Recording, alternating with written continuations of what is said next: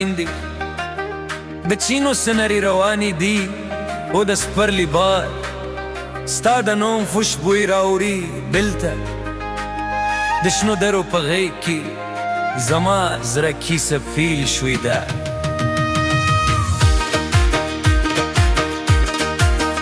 ستا د کلي پر لاره چې کله سهار راوخیږي